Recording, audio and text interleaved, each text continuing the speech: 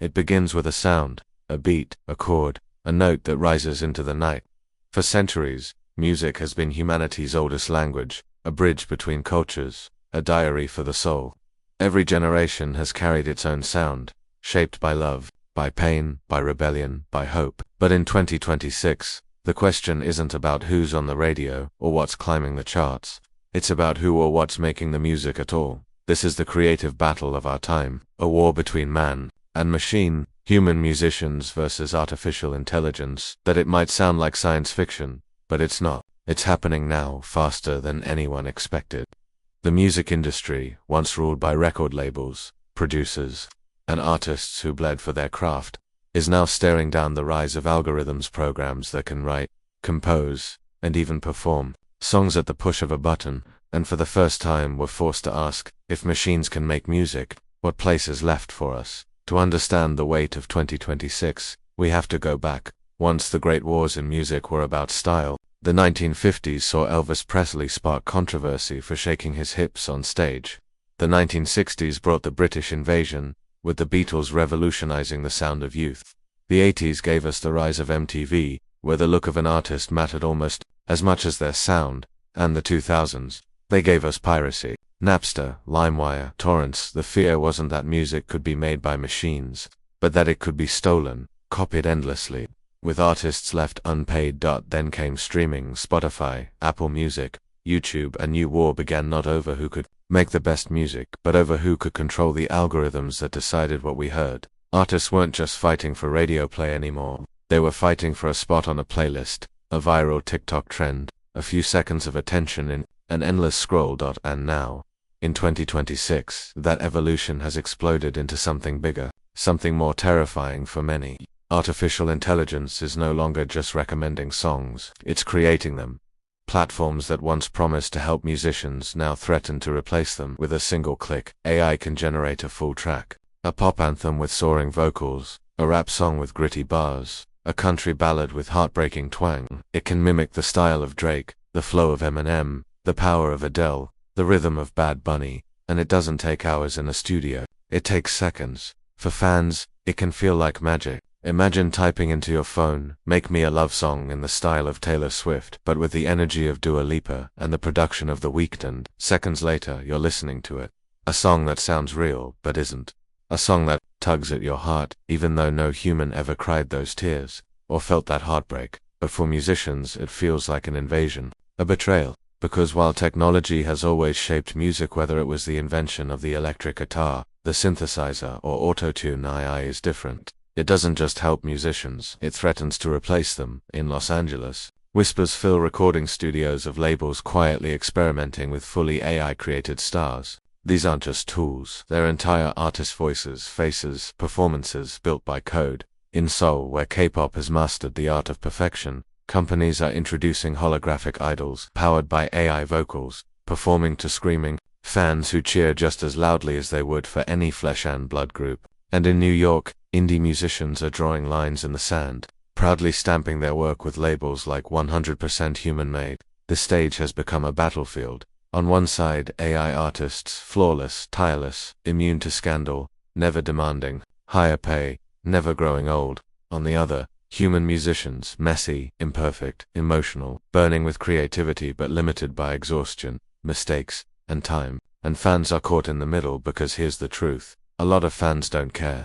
If a song slaps, if it makes them dance, if it fits their mood, they'll stream it.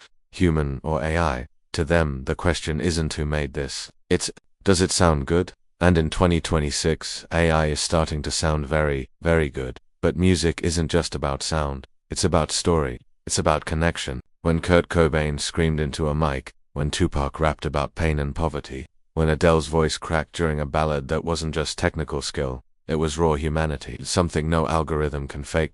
And that's the heart of the war. On TikTok, AI covers of famous songs go viral overnight. You can hear Frank Sinatra singing Post Malone, or Michael Jackson covering The Weeknd. Fans love it, but lawyers don't. Courtrooms across the country are filling with cases about who owns an AI-generated song. If no human made it, who gets paid? The programmer, the company, no one. Meanwhile, record labels see billions on the horizon. Why pay an artist royalties for life? when an AI singer never demands a dime?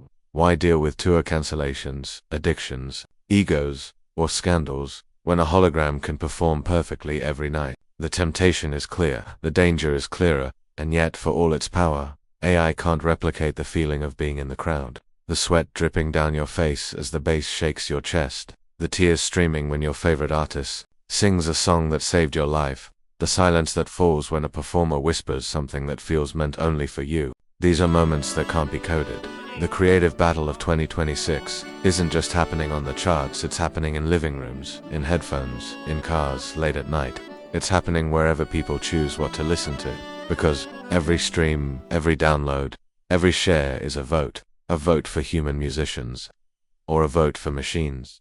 But maybe the war isn't as simple as humans versus AI, because even the biggest stars are using AI already, to polish their lyrics, to mix beats, to experiment with sounds. Some admit it, many don't, but the ghost in the studio is already there. The question isn't if AI will be part of music, it's how much of it will allow. For some, the answer is rebellion. They're turning back to vinyl, to acoustic sets, to the raw grit of unedited live performance. They want to hear the mistakes, the imperfections, the breath between notes. They want the flaws that remind them they're listening to a human being. For others, the answer is hybrid, a future where artists collaborate with AI like another band member, where machines help expand creativity instead of replacing it. Imagine Kendrick Lamar writing with an AI partner that spits out 100 rhyme schemes in seconds. Imagine Billie Eilish co-producing with an algorithm that designs sounds never heard before. To some, that's not a threat, it's evolution. And then there are those who fear the darkest outcome. A future where the charts are dominated by AI, where human musicians are seen as outdated, a niche for pure. A future where the soundtrack of our lives is written entirely by machines. The creative battle of 2026 is about more than music. It's about what it means to be human.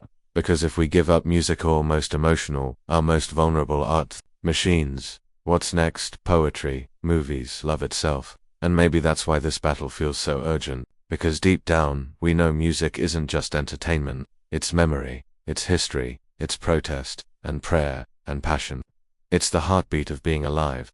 When Bruce Springsteen, at 76, still throws himself into a song, with everything he's got, that's not just performance, that's proof of life. When Beyoncé commands a stage, when Ed Sheeran loops his guitar live, when Kendrick spits a freestyle that can never be repeated, that's the magic of the moment. The unrepeatable, the imperfect. AI can imitate, but it can never live. And so the war continues. In studios, in courts, on stages, in streaming apps, the outcome isn't clear. Maybe we'll see a balance, maybe we'll see a collapse. But one thing is certain, every choice we make as listeners matters. Every playlist, every stream, every share is shaping the future. This is more than a music war. It's a cultural turning point, a question of whether we value perfection or authenticity, technology or humanity. And in 2026, as the algorithms get stronger, as the lines blur, one thing remains true. The soul of music still belongs to us. Because machines can write the notes, but only we can decide if it's really music.